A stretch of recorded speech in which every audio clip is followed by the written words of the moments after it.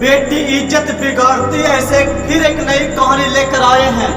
इस कहानी के माध्यम से हमारा समझाने का प्रयास यह रहेगा कि घर की इज्जत कैसे बिगड़ता है, घर की इज्जत बिगाड़ता है कौन, घर की इज्जत बचेगा कैसे, घर की इज्जत बर्बाद होता है। इन प्रश्नों को एक कहानी के माध्यम से हमारा समझाने का प्रयास रहेगा।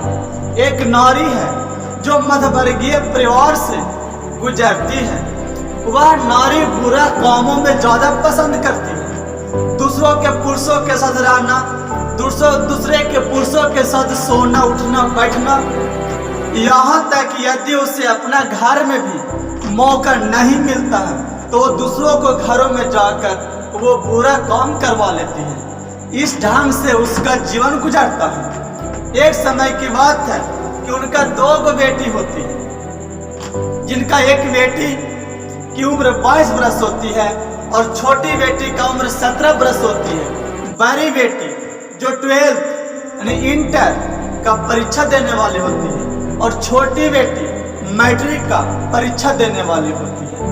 जो बड़ी बेटी होती है वो माँ को इस ढंग से काम करके देखते हुए वो खुश रहती है और छोटी बेटी माँ को ऐसा व्यवहार को देखकर नाराज रहती है। बड़ी बेटी धीरे धीरे अपनी माँ को देखकर वह भी ऐसा कार्य करने लगती है।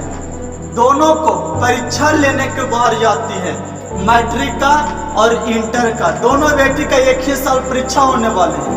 उसकी माँ दोनों बेटियों को लेकर एक संत के पास जाते हैं और संत के पास जाकर बोलते हैं कि महाराज मेरा इज्जत बचा दो। संत बोलते हैं क्या हुआ?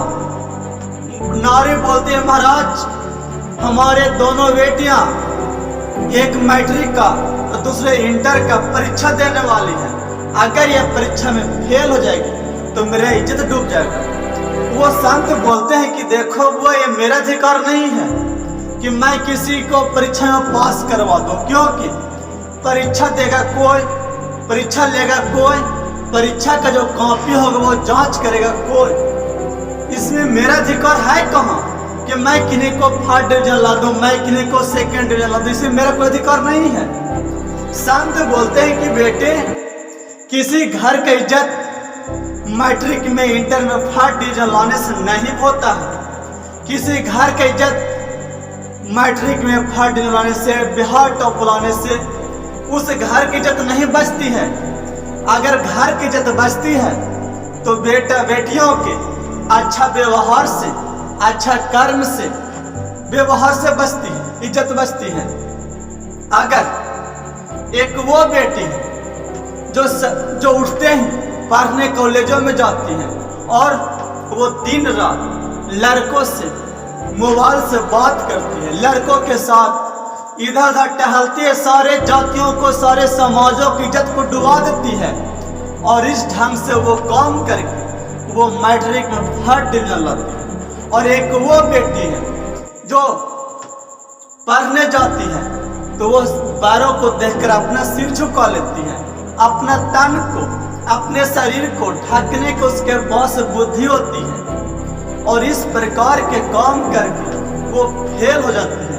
मेरा आपसे प्रश्न है, आप देख रहे हैं, आपसे मेरा प्रश्न है कि इन दोनों में से किसका इज्जत बचा, एक 3rd डिवीजन लाने वाले को या फेल होने वाले को? आप खुद बताइए इसमें इज्जत किसका बचा?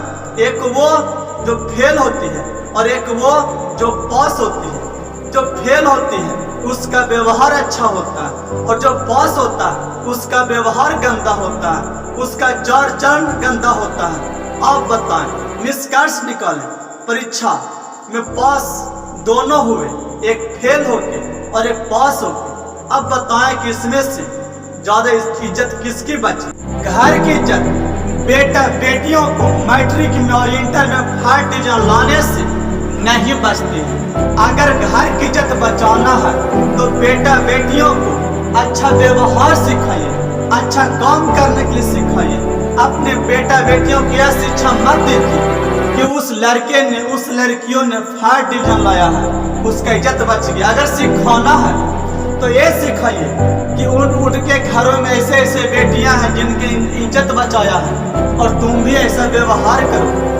मैट्रिक इंटर में फाइट लाने से क्या इज्जत बचती है क्या?